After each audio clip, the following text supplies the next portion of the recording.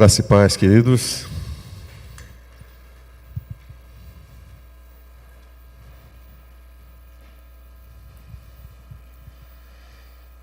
Eu gostaria de orar mais uma vez com os irmãos. Deus prepara o nosso coração para ouvir a palavra. Deus eterno, nós agradecemos a Ti, Pai, por esses momentos tão especiais para nós. Obrigado, Pai, pela Tua igreja aqui reunida. Agradecemos a Ti pela liberdade que temos em Te louvar, em de fato ministrar na vida uns dos outros, ser usados por Ti para nos abençoarmos mutuamente, Pai, servirmos uns aos outros. Obrigado, Pai, pelo privilégio de ser igreja. É obra do Senhor, Pai. O Senhor não apenas nos criou para Ti, mas o Senhor também nos resgatou para Ti. O Senhor veio até nós, sofreu por nós, derramou o Seu sangue por amor a nós, Pai. Nós não temos como agradecer ao Senhor. Não há louvores suficientes para Te agradecer por isso, Pai. Mas o que o Senhor deseja mesmo é resposta de fé do nosso coração. Que a gente compreenda a grandeza do Teu amor, compreenda a grandeza da Tua obra em nossas vidas. Que a gente abra o coração para Ti, Senhor. Trabalhe em minha vida, Pai. Continua a restaurar, continua a me trazer de volta ao princípio, de volta ao projeto original, à imagem do Teu Filho Jesus. Continua essa obra em nossas vidas, Pai. Fala aos nossos corações, nos fortalece, nos edifica nesse tempo agora, que vamos ouvir a Tua palavra, que Teu Espírito fale conosco, Pai. Usa Teu servo, mesmo com todas as suas limitações, mas que a Tua palavra, com boa semente, alcance os corações e dê muito fruto, Pai. Nós oramos assim, agradecidos em nome de Jesus. Amém. Débora, a verdadeira força da mulher. Esse não é aquele tipo de sermão que um fica cutucando o outro assim, não, tá? Ó, tá vendo, o pastor ali tá falando e tal. Não. É um sermão para seres humanos. Não especificamente só para as mulheres, não. Apesar de termos aqui uma grande heroína, mas há tantas lições, há uma riqueza tão grande na palavra de Deus. Temos com certeza muito o que aprender com a vida de Débora. E Baraque também. E então eu espero que a gente possa realmente absorver ao máximo dessas lições preciosas da vida de Débora. Vamos ver. Aí, está funcionando. Quem é Débora? Débora, uma profetisa, mulher de Lapidote, liderava Israel naquela época. Ela se sentava debaixo da tamareira de Débora, entre Ramá e Betel, nos montes de Efraim. E os israelitas a procuravam para que ela decidisse as suas questões.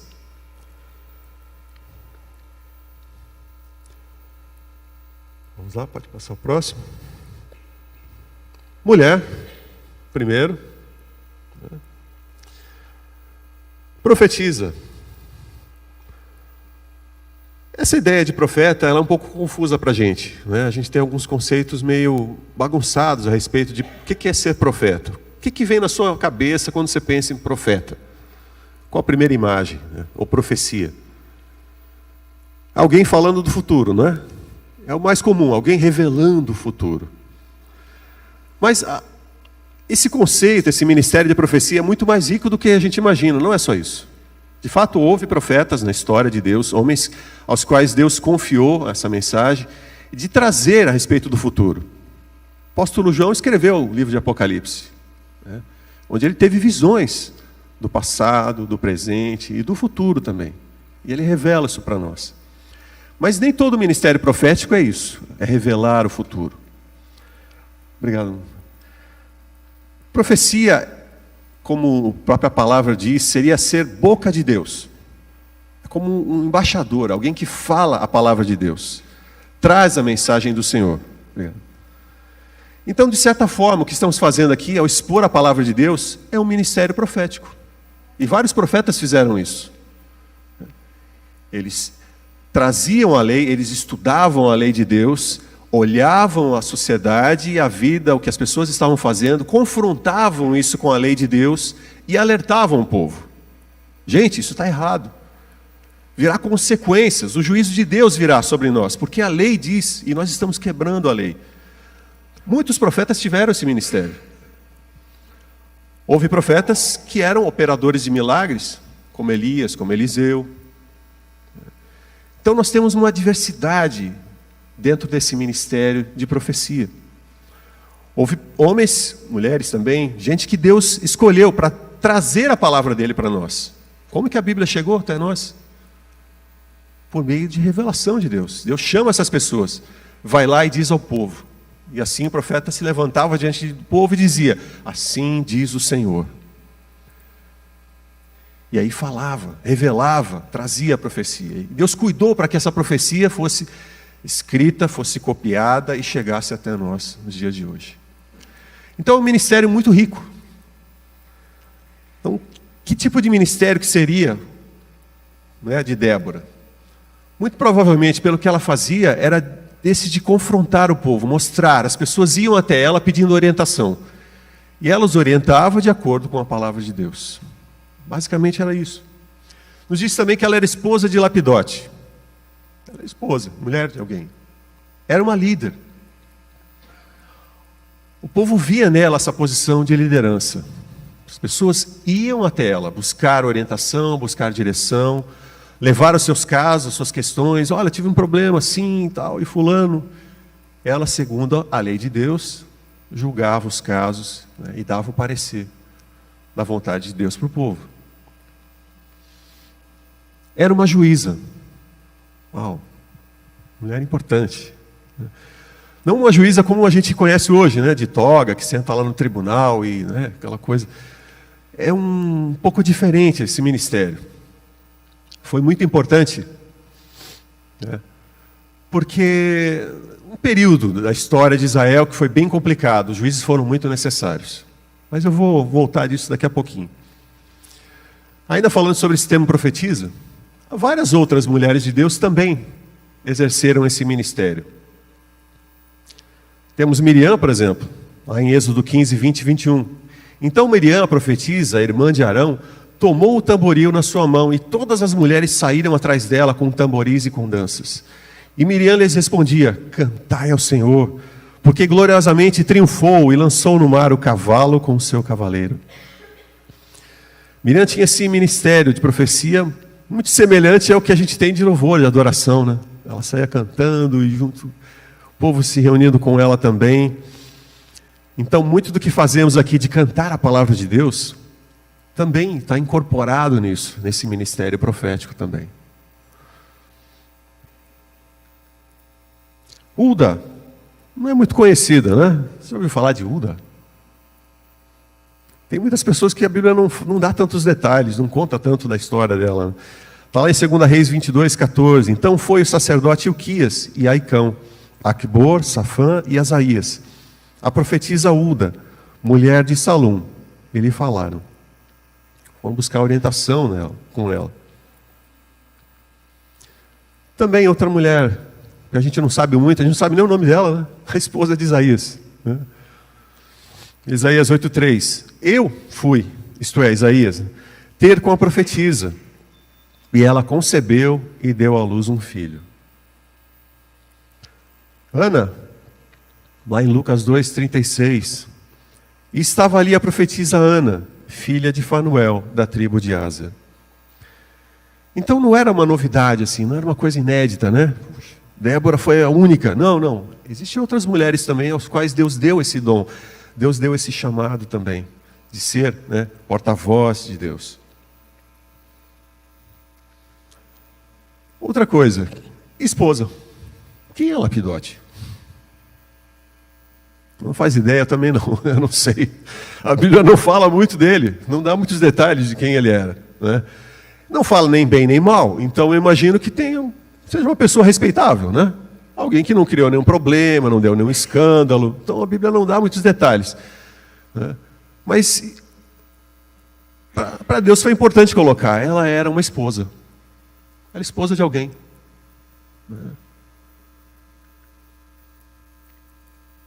Era uma líder. Diz que ela se sentava debaixo da tamareira de Débora, entre Ramá e Betel, nos montes de Efraim. E os israelitas a procuravam para que ela decidisse as suas questões. Eu não sei bem a idade de Débora, né, nesse período aqui da história, mas eu imagino que seja uma senhora madura. Né? Que, imagina, o povo inteiro olhava para Débora e via nela uma figura de liderança. Alguém com o qual você pode se consultar, alguém que inspira isso. Né? Geralmente a gente imagina alguém com uma certa idade, com uma certa experiência de vida. Né? Então, talvez, é uma suposição. Né?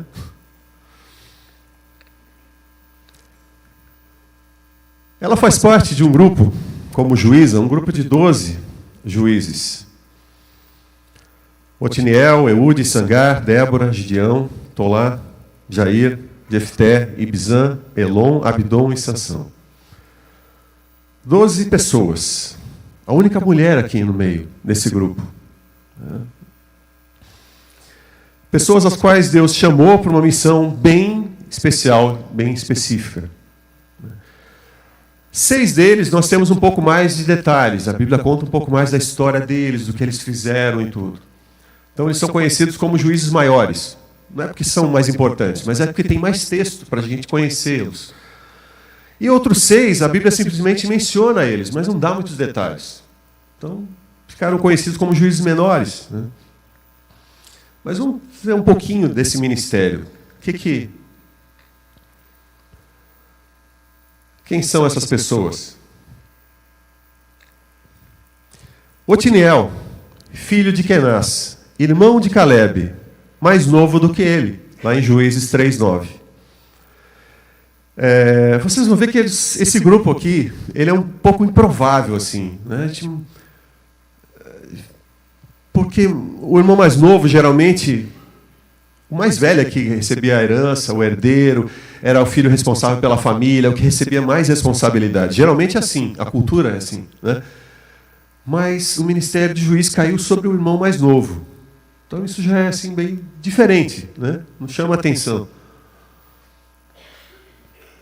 Eude, filho de Gera, filho de Gemim, homem canhoto. Sempre foi estranho, né? Gente canhota, em toda a história, as pessoas achavam esquisito isso. Né? Hoje, para a gente é normal, sei lá, não é tão, né? É canhoto e tal. Mas uma das funções do juiz era ser guerreiro, era uma atribuição militar. Então, lutar lado a lado com alguém que não é igual a você, né? Tipo assim, você é destro, a galera toda é destra, mas tem um canhoto no meio, opa, tipo assim, né?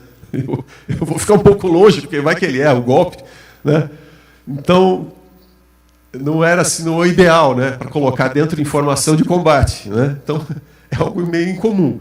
Mas Deus usou isso como uma vantagem, o fato dele ser canhoto. Débora, uma mulher. Para as culturas primitivas, era estranho uma mulher exercer liderança assim. Ser chamada para juíza, era diferente. Né? Gideão. Ei, Gideão. Ai, Senhor meu, como posso libertar Israel? Meu clã é o menos importante de Manassés. Eu sou o menor da minha família. Eis que a minha família é a mais pobre de Manassés. E eu o menor na casa de meu pai. Eu sou nada de nada de nada. Eu sou insignificante, Deus. Gideão tentou de qualquer jeito assim, de se desviar da missão. E Deus chama ele, vai lá, homem valente, você é valoroso. Deus, deixa eu fazer um testezinho. E vai lá e põe a lã lá e pede para Deus, olha, se a lã amanhecer molhada, a terra seca, eu sei que o Senhor está falando. Deus faz ali para ele, né? Daqui a pouco, no outro dia, Senhor, não fica bravo comigo não, mas agora, se a lã estiver seca, a terra molhada, eu sei que o Senhor está falando comigo. Um cara assim, corajoso, assim, né? Um homem de fé mesmo, né? Mas lutou, assim, relutou muito com relação a esse ministério. Então, também uma pessoa bem improvável.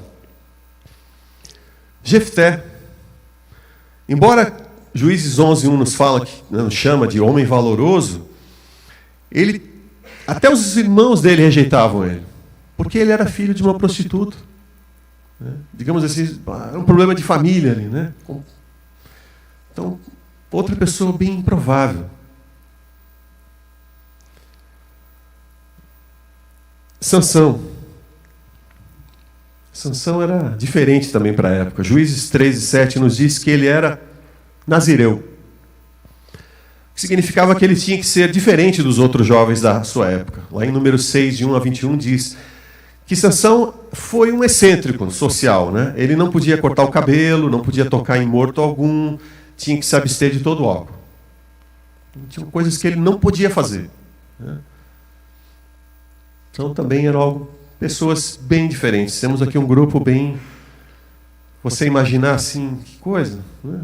Deus chamou esse pessoal, né? Deus tem dessas coisas. Jesus escolheu um grupo também bem diferente de apóstolos. Pessoas também bem improváveis. Então, quando a gente olha para a Escritura, né, com esse olhar assim, uau, os heróis, né, da fé, os heróis da palavra de Deus, a gente que olha com admiração, é fácil esquecer que eram pessoas comuns. Pessoas que tinham um monte de problemas. Gente como eu e você. Mas que Deus usou e fez coisas extraordinárias com essas pessoas. Qual que era o chamado dos juízes? Né? Havia um chamado de Deus para isso também. E até é importante mencionar aqui a razão deles existirem, né? Deus traz o povo do Egito, Deus liberta o povo com poder, com milagres, os leva pelo deserto, eles atravessam o mar, Deus faz maravilhas, mostrando, revelando a esse povo quem é Ele. E os leva até a terra prometida. Mas Deus faz advertências, olha, eu sou leal a vocês, vocês são meu povo, eu os abençoarei, se vocês forem leais à nossa aliança. Deus fez várias advertências a eles. E também os advertiu, olha, quando vocês chegarem lá na terra prometida, que vocês prosperarem, que as colheitas forem abundantes, tudo der certo para vocês, não vão se esquecer de tudo que vocês passaram, de tudo que eu fiz por vocês. Não vão pensar que é a força de vocês, é o braço de vocês que conquistou isso tudo. E adivinha o que aconteceu? Passaram algumas gerações, as coisas iam muito bem, iam muito bom, muita abundância, muita saúde, muita fartura. E as pessoas foram assim, orar para quê, né? Tá tudo tão bom. A gente não tem nada mais para pedir para Deus, está tudo ótimo, né? E as pessoas foram deixando a Deus, deixando o Senhor, e olhavam os povos nas fronteiras, nas vizinhanças, e começaram a servir outros deuses, outros ídolos. E foram gradualmente abandonando a Deus. Então foi um período muito difícil para Israel. Que aquelas nações que eles haviam vencido estavam de volta, os aterrorizando, os roubando, os oprimindo, os matando. Porque a mão protetora de Deus havia sido tirada. Justamente pela infidelidade deles, por eles terem abandonado a Deus.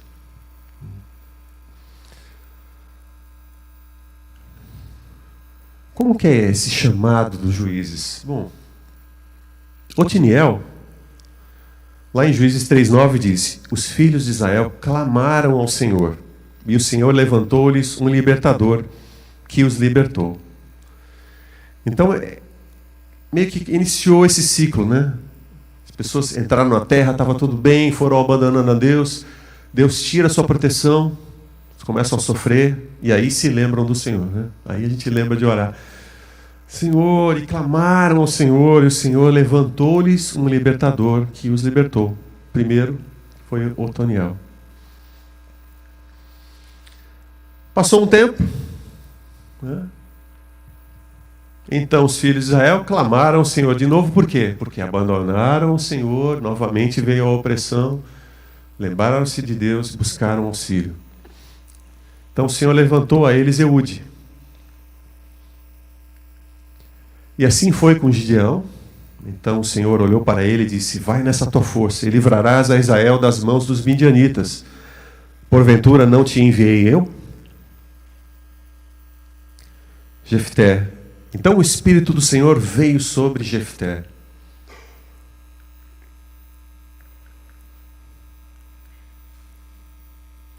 Sansão. E o Espírito do Senhor começou a incitá-lo. Lá em Juízes 3, 25. Então o Espírito do Senhor se apossou dele tão poderosamente. Juízes 14, 6. Já antes do nascimento de Sansão, o anjo do Senhor disse aos pais que o filho deles livraria Israel da mão dos filisteus. Então vemos aqui Deus chamando, levantando essas pessoas. Seu Espírito tomando conta do coração desses homens, né? Levando eles a ter força, coragem, capacidade de conseguir essas vitórias. E Débora? Débora não foi chamada? Não fala de um chamado assim, Deus chamando Débora. Como é que... E agora? Débora é diferente. Débora é diferente nessa história. Primeiro, diz que ela se sentava debaixo da tamareira de Débora, entre Ramá e Betel, nos montes de Efraim. E os israelitas a procuravam para que ela decidisse as suas questões. Juízes 4, de 4 a 5. Aqui a gente já tem algo diferente aqui, né?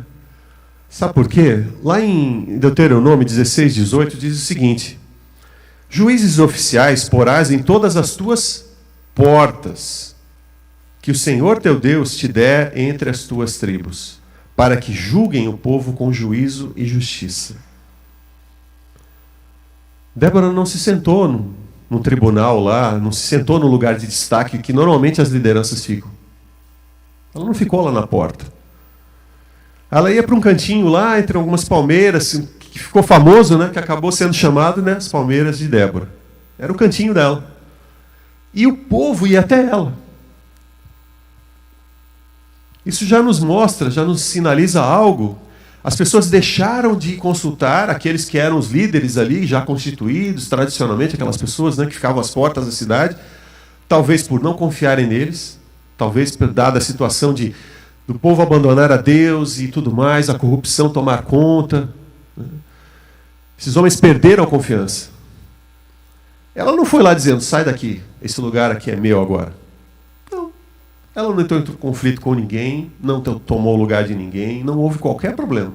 Ela foi no cantinho dela, fazer aquilo que Deus colocou no coração dela, e as pessoas iam até ela. Ela não precisou lutar por espaço algum. Então já vemos aqui uma certa diferença. E o que ela diz a respeito do chamado dela? Ela diz assim, lá em Juízes 5, de 7 a 9, já tinham desistido os camponeses de Israel, já tinham desistido, até que eu, Débora, me levantei. Levantou-se uma mãe em Israel. Quando escolheram novos deuses, a guerra chegou às portas, e não se via um só escudo ou lança entre 40.000 de Israel. Meu coração está com os comandantes de Israel, com os voluntários dentre o povo. Louvem o Senhor. Débora olhou a situação e viu que todo mundo tinha abandonado Deus. As pessoas estavam servindo outros ídolos, não estavam mais nem aí. Não tinha uma alma corajosa para defender o povo, para se levantar contra as opressões. Mas ela mesma se levantou. Uma mãe. Assim ela se chamava, né? Ela chegou: ei, eu vou ser juiz aqui, eu vou mandar nesse negócio aqui, já que ninguém manda. Não. Ela se levantou como mãe, com um coração voluntário. Ninguém quer servir? Todos abandonaram Deus? Eu vou servir. E assim foi.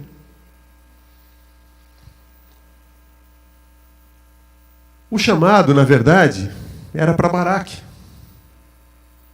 Por quê? Uma das funções do juiz era militar. Né? Afinal, eles teriam que lutar contra inimigos. A gente pode até imaginar a Débora assim, tipo Mulher Maravilha, né? Pegando uma lança, assim, cabreira.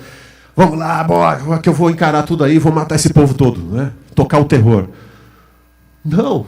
Como eu falei, eu imagino Débora como uma senhora já de certa idade. Ela não tentou ocupar um papel que Deus tinha para outra pessoa. Deus estava chamando outra pessoa, mas essa pessoa não estava resistindo, estava meio relutante aí, né? Não queria obedecer. E ela manda chamar o cabra lá. Débora mandou chamar Baraque, filho de Abinoão, de Quedes, de Naftali, e disse-lhe: porventura o Senhor Deus de Israel não deu ordem, dizendo: vai e atrai gente ao monte Tabor, e toma contigo 10.000 homens dos filhos de Naftali e dos filhos de Zebulon? Juízes 4:6. Débora chama Baraque e questiona ele: Deus não te mandou fazer isso? Eu sei bem se era Deus falando comigo, sei lá, Débora, olha, isso aí é meio complicado. Ela continua: ele fará, Deus, falar que Císera, o comandante do exército de Jabim, vai atacá-lo com seus carros de guerra e tropas, junto ao rio Quizon, e os entregará em suas mãos. Baraque disse a ela, né? Aí a gente já vê por que o problema, né? Ele estava morrendo de medo. Baraque estava apavorado com isso. Olha, se você for comigo, eu vou, mas se você não for, eu não vou não. Né? Eu sei que você é mulher de Deus, Deus não vai deixar nada de acontecer com você, mas eu não sei. Deus está me mandando lá, como é que eu vou encarar essa situação? Né? Respondeu Débora para ele: tá bom, eu vou com você. Mas saiba que por causa do seu modo de agir, a honra não será sua, porque o Senhor entregará Císera nas mãos de uma mulher. Então Débora foi a Quedes com Baraque, onde ele convocou Zebulon e Naftali, são tribos, né, de Israel. 10.000 homens o seguiram, e Débora também foi com ele. Não foi para lutar, foi lá para justamente dar esse apoio moral, né? Esse auxílio, né? Você está com medo? Tá bom, eu vou com você. Né? Se te ajuda, se te acalma, eu vou com você. E ela foi mesmo. Do que Baraque tinha medo? O que estava deixando o homem apavorado? Se a gente voltar um pouquinho lá, Juízes 4, de 1 a 3 diz: depois da morte de Eude, mais uma vez os israelitas fizeram o que o Senhor reprova. Assim o Senhor os entregou nas mãos de Jabim, rei de Canaã, que reinava em Azor. O comandante do seu exército era Císera, que habitava em Harosete-Ragoim. Os israelitas clamaram ao Senhor, porque Jabim, que tinha 900 carros de ferro, os havia oprimido cruelmente durante 20 anos. O medo de Baraque era disso aqui, desse trem aí. Olhando assim, parece até brinquedo de criança. Mas isso era um tanque de guerra naquela época. Imagina você encarar 900 destes num campo de batalha.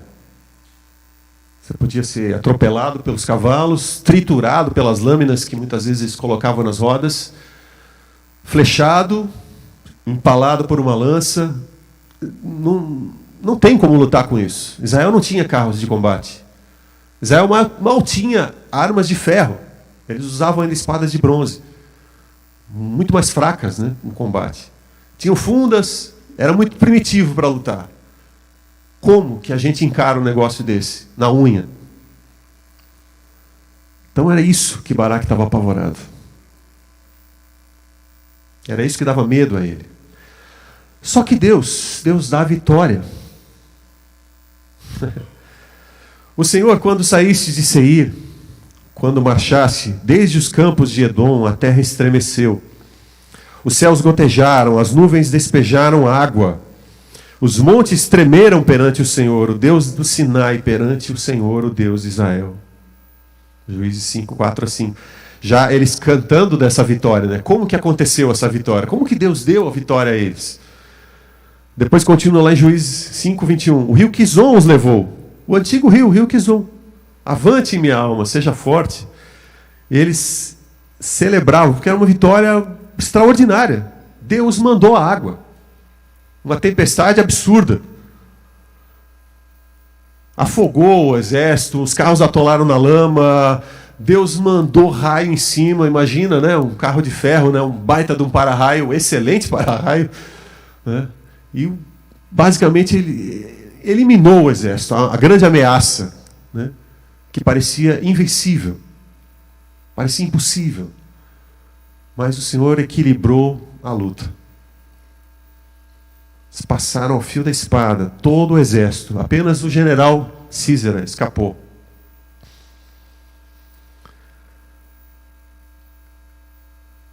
Baraque perseguiu os carros de guerra e o exército até Harosete e Ragoim. Todo o exército de Císera caiu ao fio da espada, não sobrou um só homem. Císera, porém, fugiu a pé para a tenda de Jael, mulher do queneu Eber, pois havia paz entre Jabim, rei de Azor, e o clã do queneu Eber. Jael saiu ao encontro de Císera e o convidou. Venha, entre na minha tenda, meu senhor, não tenha medo. Ele entrou e ela o cobriu com um pano. Estou com sede, disse ele. Por favor, dê-me um pouco d'água. Ela abriu uma vasilha de leite, feita de couro, e deu-lhe de beber. E tornou a cobri-lo. E Císera disse à mulher, fique à entrada da tenda. Se alguém passar e perguntar se há alguém aqui, responda que não. Entretanto, Jael, mulher de Eber, apanhou uma estaca da tenda e um martelo, e aproximou-se silenciosamente enquanto ele, exausto, dormia um sono profundo, e cravou-lhe a estaca na têmpora até penetrar o chão, e ele morreu. Gente, você já pensou assim, meio assustado? Gente, a Bíblia é violenta, né? Rapaz, que coisa. Você já se perguntou assim, mas pastor, né? A palavra de Deus fala tanto de amor, de paz, mas tem tanta violência, né? No Antigo Testamento, principalmente, é muita guerra, muita coisa, muito sangue. Que é isso, né? Não é que a palavra de Deus é violenta. A nossa história é violenta. A violência está desde o início da nossa história. Irmão matando irmão, desde o início até hoje. Em todas as guerras na história da humanidade. Quando olhamos para aquela época, ficamos meio assustados, porque a nossa mente, né, ela já foi formada dentro de uma cultura baseada nas Escrituras. Toda a nossa mentalidade, ela veio, né, dessa herança do povo judeu, dos ensinamentos de Jesus. A nossa mentalidade foi construída a partir desses ensinamentos. Então olhamos para trás e achamos violento. Mas não foi que sempre foi violento. Humanidade sem Deus é assim. É sanguinária, é terrível. Uma das razões de Deus ter mandado Israel para Canaã, muito tempo antes, né, Deus já havia falado para Abraão, eu vou dar à tua descendência essa terra aqui, terra boa, que manda leite e mel. Mas não agora. Depois da 4ª geração, quando a medida da iniquidade dos amorreus chegar no limite. Já havia um povo lá, um povo bem difícil, pessoas vivendo de uma maneira bem horrível. Mas Deus, com misericórdia, com compaixão, Deus dá a sua forma, o seu jeito de enviar os seus profetas, pessoas, emissários, para alertar o povo. Assim como fez com Jonas, né? Envia Jonas para Nínive. Deus fez isso em toda a história. Em toda a história da salvação. Houve muitos missionários anônimos aí. Muita gente que Deus enviou para levar essa mensagem de salvação. Então, Deus estabeleceu um limite ali. Chega um momento que Deus diz, basta, chega. Eu não quero mais ver esse povo se matando desse jeito, se prostituindo com as suas adorações absurdas, enterrando seus primogênitos, né, para construir a sua casa em cima para dar sorte, queimando crianças vivas para ter abundância nas colheitas. Chega, Deus disse basta, chega de violência. E Deus leva Israel para aquela terra como instrumento de justiça. Porque a única linguagem que eles entendiam era a violência. Por isso Deus fala a eles, não, vocês vão tomar cidades, mas vocês não vão pegar nada. Tudo vai ser destruído, vocês não vão saquear nada. Eu não quero que as pessoas pensem que o meu povo é mais um povinho que veio aqui para saquear nossas riquezas. Não. Eu quero que saibam que o meu povo é instrumento de justiça. Então olhamos para trás e achamos, que coisa. Mas era um período terrível. Foi uma época extremamente violenta. Deus teve muita paciência, muita misericórdia, até o ponto de dizer, chegou a justiça. Então fazia parte, né, do ministério do juiz também ser esse guerreiro, ser esse líder, ir à frente do exército e libertar o povo, militarmente também. Baraque fez isso, mas coube a essa mulher a honra da vitória. E uma coisa que fica bem interessante também, que me chama muita atenção, Jael, né? Falando aqui. A tradução do nome Jael é cabra selvagem. Agora fica engraçado, né? A mulher pegar uma estaca e um martelo, realmente você diria, é uma cabra selvagem. Eita mulher, terrível. Né? Cabra da montanha. Né? E a tradução do nome Débora é abelha. Então é muito interessante, né? A abelha e a cabra ajudaram a libertar a terra que manda leite e mel. É interessante, a Bíblia é cheia dessas coisinhas assim, que é como se Deus estivesse falando assim, não é coincidência não, tá? Tem a minha mão aqui, tá? Eu faço questão de botar aqui esse detalhezinho para você não ter dúvidas. Fui eu que fiz. Assim como todo autor, né, gosta de colocar alguma coisa na sua obra para as pessoas perceberem, olha, é fulano de tal que fez, é o estilo de ciclano. Deus tem tantas coisas assim, tantos toquezinhos na sua palavra, para que a gente realmente veja a sua mão do início ao fim dela. Não é coincidência, é a mão de Deus.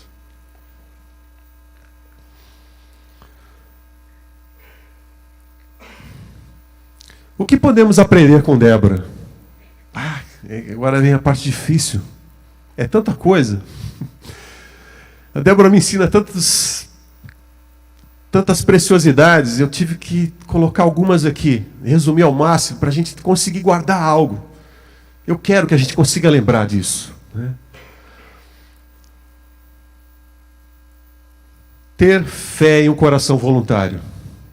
Isso fez toda a diferença na vida de Débora. Mulher de fé, olhar em volta e não ver nada ali, né? As pessoas, todo mundo abandonou a Deus. Eu não vou. Meu coração é do Senhor. Eu estou aqui para servi-lo. Sozinha, ela ia lá na estrada, sentava lá entre as palmeiras. Não precisou chamar ninguém. Deus trouxe o povo até ela. Ganhou a confiança das pessoas. Por quê? Porque ela trazia a palavra de Deus, trazia a vontade de Deus para o povo, revelava a vontade de Deus para as pessoas. Fé e um coração voluntário é tudo que a gente precisa. Simplesmente obedeça. O como, Deus proverá. Essa lição me ensina Baraque, né? Baraque ficou pensando, como que eu vou derrotar 900 carros de combate? Tá maluco, Deus? Como é que eu vou... É como enfrentar 900 tanques de guerra hoje. O que eu vou fazer? Como que eu vou fazer isso? O como, Deus provê. Deus dá o jeito dele. Isso é com ele. O nosso papel é só obedecer. Pai, eu vou fazer o que o Senhor quer. Né? E Deus providencia o como. Fazer a vontade de Deus é mais importante do que a minha opinião. Não é o que eu penso. Não é o que eu acho, como deveria ser. O importante não é eu ter razão. É o que Deus quer, é a vontade de Deus. Quem sou eu para argumentar com o Senhor? Mas a gente tenta às vezes, muitas vezes, né? A gente tenta, a gente quer ter razão, a gente quer... Mas a minha opinião não importa, a vontade de Deus é mais importante. E eu só vou poder conhecer isso quando eu obedecer. Quando a gente obedecer, a gente pode realmente descobrir a boa, perfeita e agradável vontade de Deus.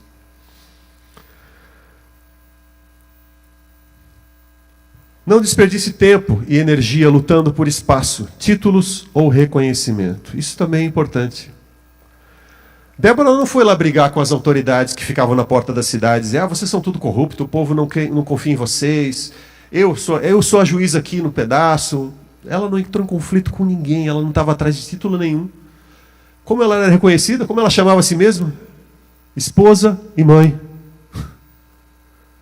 Para ela já bastava. Mãe em Israel. Mãe do povo de Israel. Isso já era título suficiente. Não estou aqui atrás disso, de reconhecimento. Estou fazendo a vontade de Deus. Isso basta. E o que é extraordinário é que Deus cuidou para que ela não fosse esquecida, para que ela fosse reconhecida. Ela não lutou por isso, mas Deus cuidou. Um escriba qualquer podia ter dito assim, essa mulher aqui não está combinando, né? Só tem homem nessa história aqui, essa mulher, deixa para lá. Não, Deus preservou o nome dela, juíza em Israel. Deus fez questão de colocar, de preservar na sua palavra. Deus deu a ela o reconhecimento. Ela não foi atrás disso. E quantas vezes a gente fica lutando por isso, né? Quero ser reconhecido, eu quero ser valorizado, eu quero ter... Para pensar um pouco, irmãos. Você me encontra na rua, por exemplo. Ô, Jean, ei. Eu chego para você. Jean não. Pastor Jean. Não é ridículo? Bateu a cabeça? Não faz sentido isso. Mas quanta gente luta por títulos. Não, agora eu sou bispo, né? Eu sou bispo aqui, porque eu sou vice-presidente da igreja, hein? Ó. Quanto desperdício de energia, irmãos. Eu quero ter razão, eu quero ser reconhecido, eu quero ser valorizado. Isso não cabe a nós. Isso quem faz é Deus. Eu só vou fazer a vontade dele. É Deus quem dá o reconhecimento, é Deus quem coloca onde Ele quer, é Deus que nos dá o que a gente precisa para cumprir a vontade dele. É assim que funciona, é simples assim. A gente que gosta de complicar. Né? E por último, reconhecer e valorizar o papel que Deus atribuiu a cada um de nós. Isso é muito bonito. Débora fez isso muito bem. Débora não olhou para Baraque assim, cara, você é um covarde, você não presta para nada, vai embora daqui, eu vou fazer esse negócio aqui. Tá? Eu sei qual é o plano de Deus, eu sei que Deus vai fazer, eu vou fazer e acabou, eu vou ficar com a honra para mim. Não. Ela entendeu o papel de cada um ali nessa história. Eu estou aqui para te encorajar, eu estou aqui para te ajudar. Você vai fazer isso. Mas você não acredita, então Deus vai dar vitória para outra pessoa também. É assim. Cada um tem o seu papel nessa história. Essa grande história de Deus. Muitas vezes a gente quer tudo, né, pra gente, né? Eu vou fazer aí, porque o pessoal não está fazendo, eu vou fazer. E se sobrecarrega. Ou muitas vezes a gente fica assim, não, pô, tá fazendo, deixa de boa, né? Eu não vou ficar na minha aqui, não vou me meter nisso daí, não, tal. Mas Deus está falando no coração. Eu quero que você faça, você tem o teu dom. Eu dei ele a você. Você está se omitindo, outras pessoas estão se sobrecarregando. Então, cada um tem um papel a desempenhar. Agora, falando das mulheres, né? Porque afinal de contas, a Débora, Semana da Mulher, tudo. O que o mundo cobra de vocês, irmãs? A lista é enorme. Eu não coube, eu comecei a colocar alguns aqui. Profissional competente, né? Tem que ser muito boa no que faz. Bem-sucedida, tem que ser rica, né? Sucesso é para isso que se trabalha, né? Estudar, estudar, estudar, né? PhD, pós-PhD, pós-doc, sei lá o que mais. Tem que ser independente, empoderada, sei lá o que isso significa também, mas, né, se fala tanto disso. E aí tem que ser bem casada, tem que ter alguém. Ela é independente, mas ela tem que ter alguém. Sei lá, né? Tem que ter a casa arrumada ainda, hein? Roupa passada, lavada, tudo impecável, tudo bonitinho, tudo limpinho. Tem que cozinhar bem também, isso é importante. Tem que ser gourmet, né? Mãe de filhos bem educados, porque se a criança mal educada a culpa é da mãe, vai lá que o teu filho está quebrando tudo lá, né? Então, lá.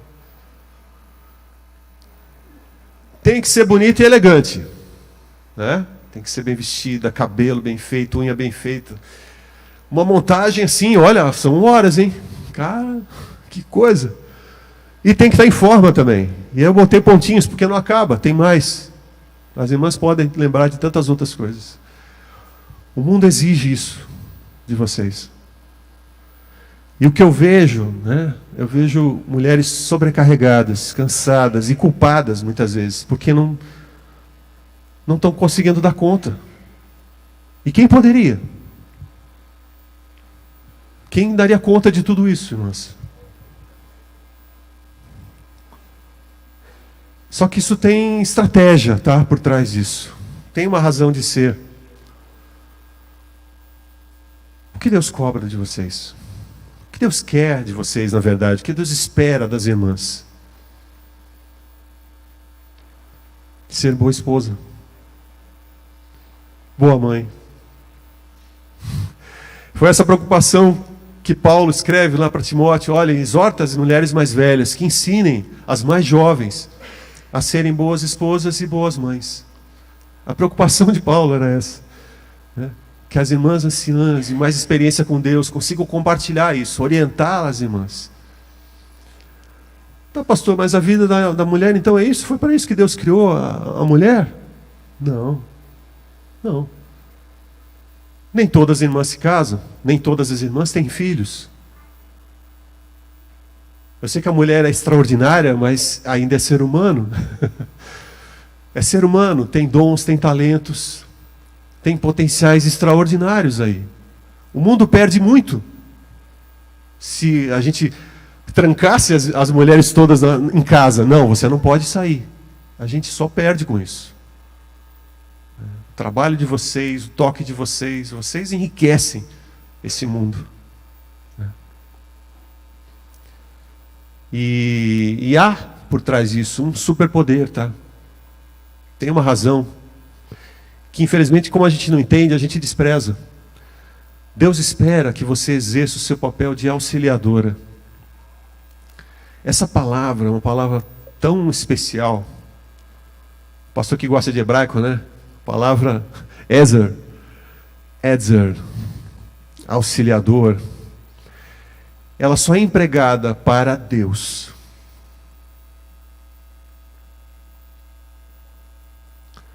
Disse o Senhor Deus: não é bom que o homem esteja só, far-lhe-ei uma ajudadora idônea para ele. Gênesis 2:18.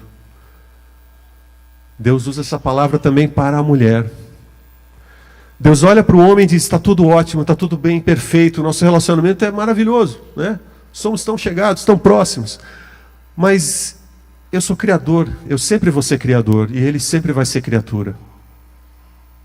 Ele precisa de alguém que corresponda com ele. Alguém que seja criatura como ele, que seja ser humano como ele. Alguém que seja correspondente a ele, mas que possa exercer o ministério que eu exerço. Eu continuo sendo aquele que cuida de tudo, mas eu quero que essa pessoa especial do lado do homem exerça esse ministério também, de auxílio, de ajudadora. A palavra, como disse, é só usada para Deus. Está lá em Salmos. Salmo 33:20. A nossa alma espera no Senhor, Ele é o nosso auxílio e o nosso escudo. Salmo 75. Eu, porém, estou aflito e necessitado, apressa-te por mim, ó Deus. Tu és o meu auxílio, o meu libertador. Salmo 115, 9-11. Israel, casa de Arão, vós os que temeis ao Senhor, confiai no Senhor, Ele é o seu auxílio e o seu escudo. Deus deu à mulher esse superpoder, que, como eu disse, é meio subestimado, porque quando a gente pensa em auxílio, em auxiliar, a gente coloca alguém em uma posição, é ajudante, né? Parece que é uma posição meio secundária, parece que está abaixo, não é tão importante. Deus se coloca nessa posição. Deus usando para si essa palavra: eu sou o teu auxílio, eu sou o teu ajudador, o teu auxiliador. De modo algum isso é inferior. Nós sabemos o quanto precisamos de Deus. Cada um aqui reconhece disso. E Deus dá isso para a mulher como um dom extraordinário. Isso está entranhado em cada célula de vocês, minhas irmãs. Basta olhar, né, a maneira como vocês cuidam, né? Tem tanto vídeo engraçado, né? Filho com a mãe, filho com o pai. A gente é meio desengonçado, meio bruto, né, meio desajeitado, né? É muito interessante. Já fizeram uma experiência, colocaram uma caixinha de som numa sala de aula com crianças bem novinhas, bem bebezinhas ainda, né? E na caixa de som saiu o som de um bebê chorando. Adivinha o que aconteceu? As meninas ficaram... Elas iam lá, faziam carinho na caixa de som, para a caixa de som parar de chorar. E tentavam consolar ela, enquanto os meninos choravam. Esse negócio não para. Desesperados, porque não sabiam o que fazer. É muito interessante isso. Isso é um superpoder. Basta olhar, por exemplo, o pessoal da área da saúde. A maioria gigantesca mulheres. Psicólogas, fonoaudiólogas, enfermeiras. É muito interessante isso. O quanto essas pessoas maravilhosas, né, se dedicam em ajudar, em cuidar. Mesmo os animais, né? Isso é um superpoder, irmãos. Não negligenciem, não achem que isso é uma posição inferior. Como nós precisamos. Nós vemos aqui o quanto Baraque precisou desse apoio, né, de Débora. Esse encorajamento, vamos lá, eu vou com você, estamos juntos aí, vamos embora. O mundo quer tirar isso. O mundo quer sobrecarregar vocês, dizer que isso não tem valor. Dizer que ser esposa e mãe, isso é uma vergonha. Você não tem vergonha disso? Menosprezando algo maravilhoso, um ministério maravilhoso. Tão importante. E assim vai. Cada vez mais as mulheres estão sobrecarregadas.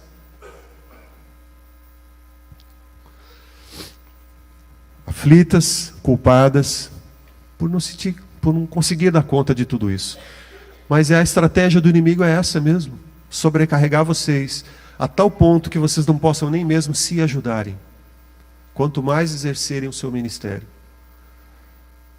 E da mesma forma os homens também.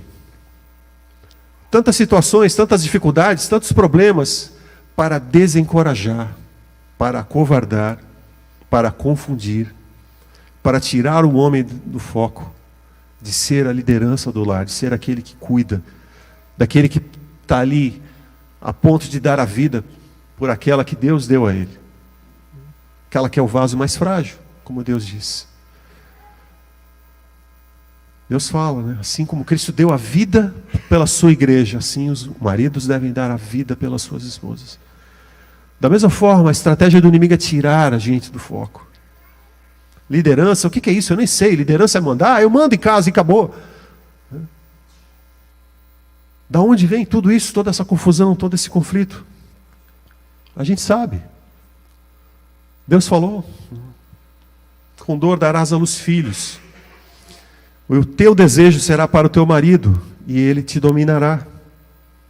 A gente lê assim e fica assim: a vontade da mulher é para o marido, e o marido vai dominar e acabou. Não é bem assim, a gente não entende o texto. Na verdade é isso aqui, ó. Quando ele fala para, é ir de encontro. É uma trombada de frente, tá? É uma batida frontal. É a sua vontade e a vontade do seu cônjuge, a vontade de qualquer outra pessoa no mundo, é assim. Haviam duas pessoas só, quando Deus disse isso. E Deus revela: olha, daqui para frente, vocês não vão concordar mais.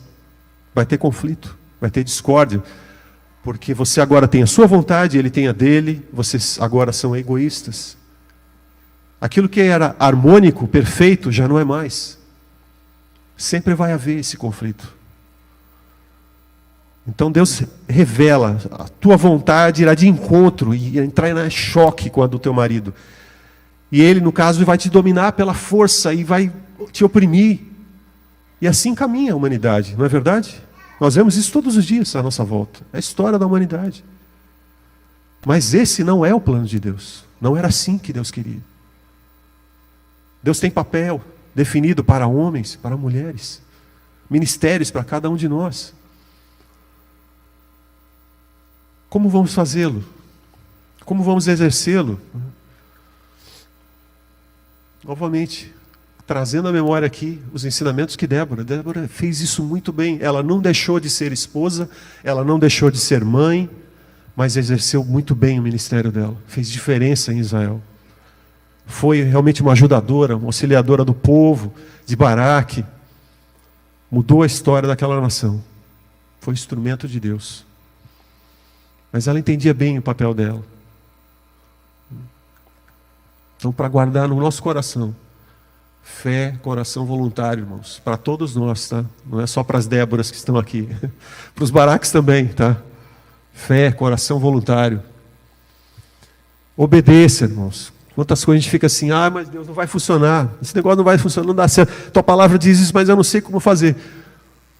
O como, Deus vai prover.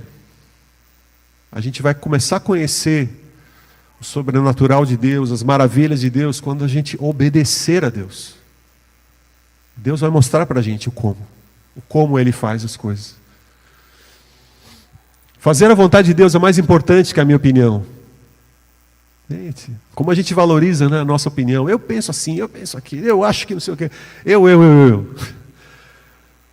O que a palavra de Deus diz?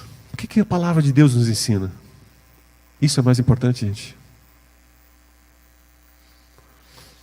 Não desperdice tempo e energia lutando por espaço, títulos ou reconhecimento. Isso é Deus que dá. Se tiver importância, isso Deus dá. Deus coloca a gente onde a gente deve estar. Reconhecer e valorizar o papel que Deus atribuiu a cada um de nós. Amém? Teria muito mais, com certeza, toda vez que você ler e você estudar a respeito da vida dessas pessoas, gente comum, mas que Deus tornou nossos heróis, né? Fizeram coisas extraordinárias. Toda vez que você estudar, você vai aprender algo mais profundo, algo mais maravilhoso. Mas o que eu quero é que cada um de nós aqui possa experimentar isso na própria vida. Que Deus nos ajude a ter essas experiências com Deus. Que Deus torne a vida de cada um dos irmãos aqui extraordinária. Mas sei que já vem fazendo já. Vamos orar então? Que Deus sele essa palavra no nosso coração, enterre bem fundo e que faça brotar essa semente.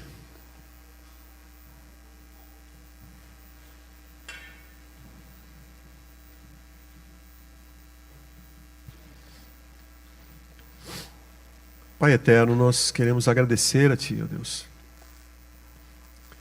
Teremos tantas coisas, tantas questões, tantas opiniões. Poderíamos chamar tantos especialistas para falar sobre tantos assuntos.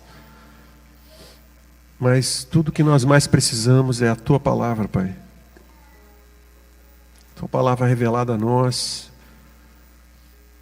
simples, de modo que uma criança pode compreender do Teu amor, da Tua graça, da Tua vontade para nós, Pai. Então que a Tua palavra, Deus, produza muito fruto em nossos corações, Deus. Guarda nas nossas vidas, Pai. Nos ajuda em nossos conflitos. Há muitas dificuldades. Tenho certeza que muito do que foi dito aqui, muitos de nós ficamos pensando, como vou fazer isso? Como vou resolver isso? Mas o como pertence a Ti.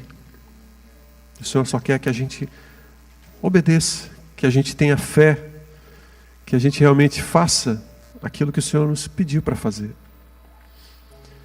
Nos ajuda, Senhor, na nossa caminhada, que a gente alcance mais e mais da maturidade que o Senhor tem preparado para cada um de nós. Que o Senhor nos faça, Senhor, luz, instrumentos de justiça, de graça, as Tuas mãos, os Teus pés, a Tua boca nesse mundo, Pai.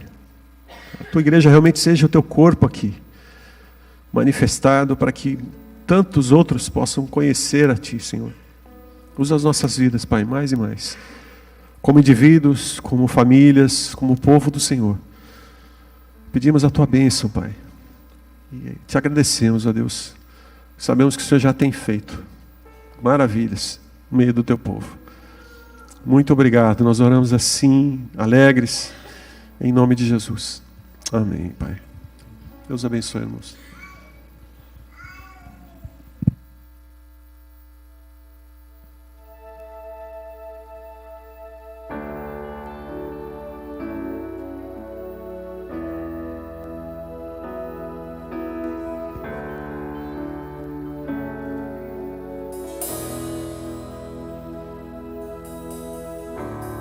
Tu és tudo que eu mais quero.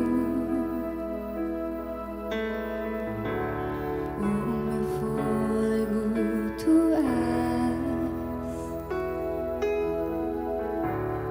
Em teus braços é o meu lugar. Estou aqui, estou aqui.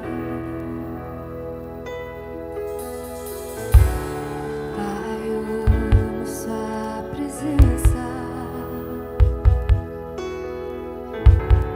Teu sorriso é vida em mim. Eu seguro em suas mãos. Confio em ti. Confio em ti. Quero ir mais fundo, leva-me mais perto, onde eu te encontro, no lugar secreto. Aos teus pés me rendo, pois a tua glória eu quero ver.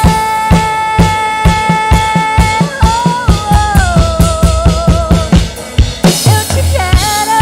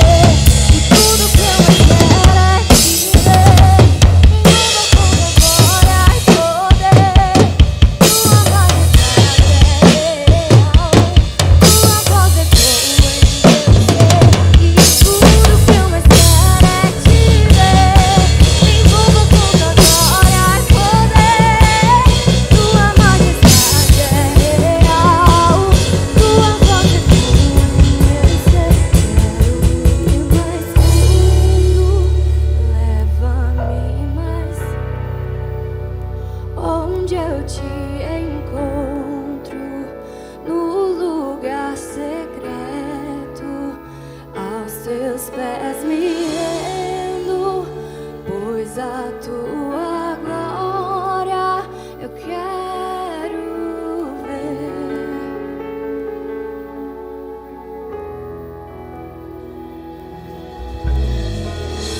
Obrigado, Senhor. Obrigado por uma noite abençoada contigo. Essa seja uma semana maravilhosa para cada um de nós. A gente leva essa palavra no coração. Dá-nos um coração de Débora, Senhor. Eu disse aos irmãos de manhã, eu digo a vocês hoje, à noite, que essa é uma palavra para todo machão dizer isso. Dá-me um coração de Débora, Senhor. Semana passada a gente ouviu sobre Caleb. Homens e mulheres devem ter saído daqui dizendo: Senhor, dá-me um coração de Caleb. Então, machões, por que não sair hoje daqui dizendo, né? Senhor, dá-me um coração de... Esposas, perguntem hoje para os seus maridos quando eles chegarem em casa: você pediu? Coração de Débora. Você pediu? Dá-nos um coração de Débora. A palavra que nós ouvimos, como disse o pastor Jean, é uma palavra aplicável, aplicada a todos nós. Não só as mulheres, mas a todos nós. Mas eu também gostaria de sugerir aqui o que eu sugeri de manhã. Que você, irmã, receba essa palavra como um presente também específico. Essa semana nós comemoramos aí o Dia das Mulheres, por tradição.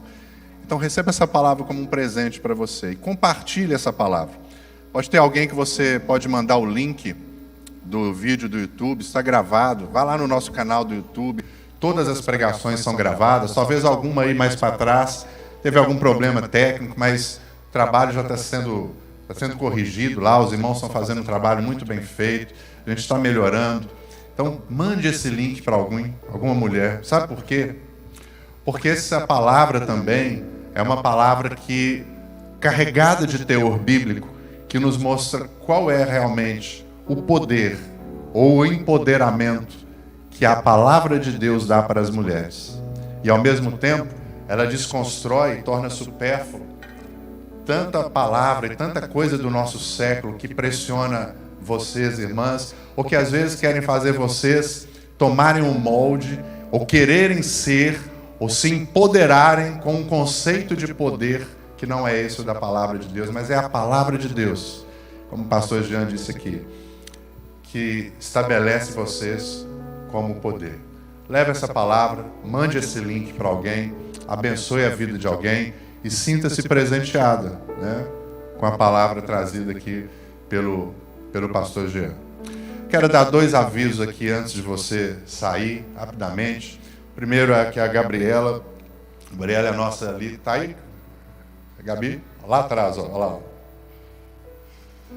A Gabriela pediu para que nós avisássemos aqui, a líder do ministério PIB Kids, que é o nosso ministério aqui que cuida das crianças. Então, ela está convocando todos os papais e mamães para nessa próxima sexta-feira, às 20 horas, aqui mesmo no nosso auditório, uma reunião, um bate-papo aqui, uma roda de conversa com todos os papais das crianças e juniores, até 12 anos de idade. Então, se você é papai e mamãe da moçada até 12 anos, sexta-feira, às 20 horas, um tempo muito importante aqui para a gente integrar o que é feito, o ministério da igreja com as crianças, com o ministério dos pais com as crianças em casa.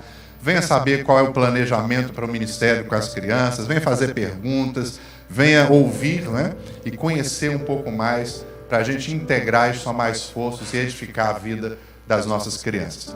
Só um detalhe, faça a sua inscrição, você vai receber um link lá de inscrição, não é porque paga nada, mas é porque as irmãs querem saber quantas pessoas virão para organizar aqui na sexta-feira às 20 horas. Se você não receber esse link até amanhã, manda um WhatsApp aqui para a igreja, manda um WhatsApp manda uma mensagem para o WhatsApp da igreja, né, para que você receba o link. Fala, olha, manda para mim, por favor, a ficha de inscrição, tá bom? E vai ser bênção esse tempo aí. O outro aviso é a Juliana. Ju? Cadê a Ju? Vem cá, tá escondidinha lá, achou que eu ia esquecer dela. A Ju quer dar um aviso aqui também e depois nós vamos encerrar.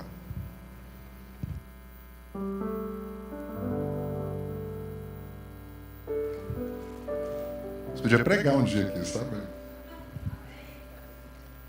Boa noite, irmãos. Na quarta-feira a gente teve o culto das mulheres aqui e a gente falou sobre desafios. E então esse está sendo um desafio para mim, mas muito importante, vale a pena. No domingo passado elas já subiram aqui, mas eu quero que elas subam de novo. Priscila, a Luciana, Gabriela e a Andréia são as presentes aqui, por favor.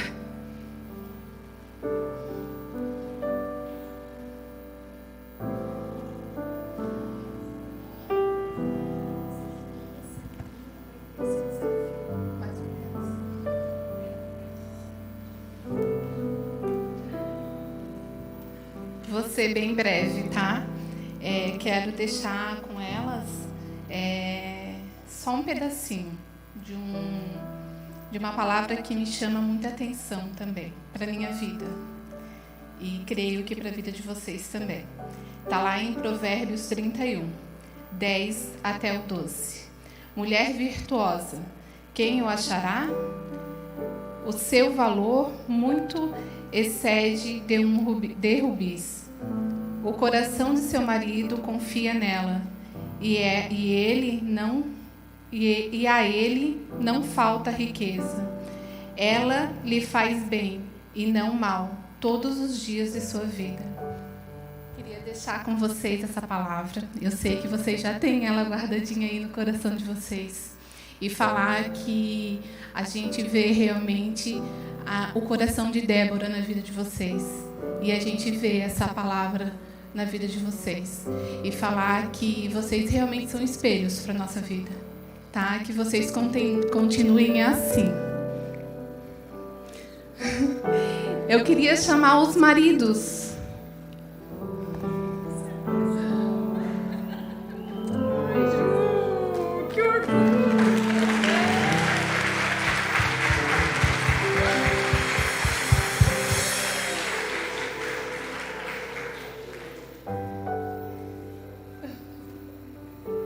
Que o coração de Débora esteja nos nossos corações. Que a gente realmente faça essa palavra de hoje fluir em nossas vidas, todos os dias, e a cada instante. Eu queria chamar a Dora para estar orando por eles.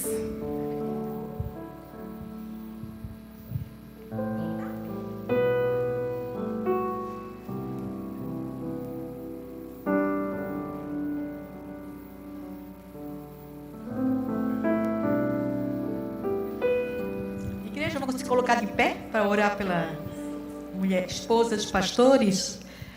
Mulheres lindas, né? Cada uma mais linda que a outra. Todas quatro maravilhosas. Mulheres de honra, né? Mulheres comparadas a rubis. Então, o coração do seu marido se alegra, né? São mulheres cooperadoras, mulheres conselheiras, amigas, né?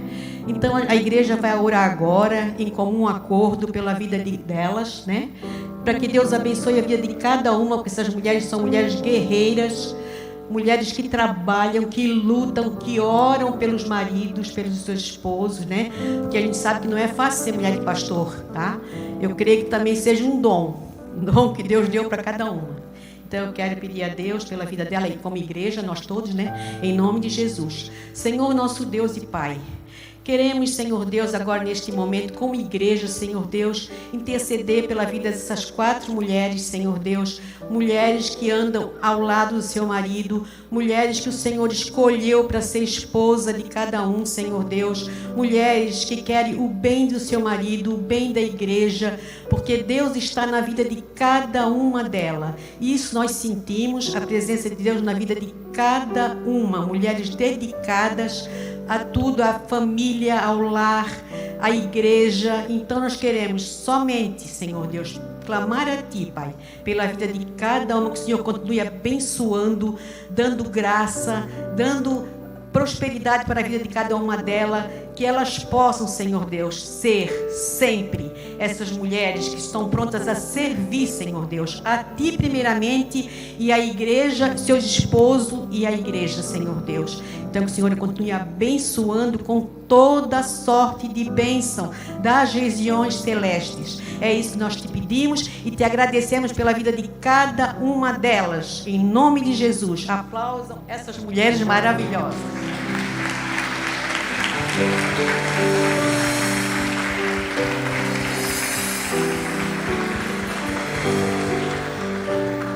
Não vamos esquecer da Josi também, né?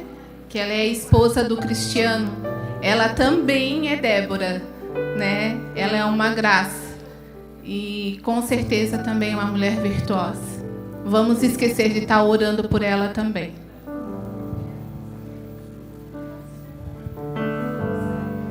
Amém. E é um privilégio nosso ser casado com elas, né?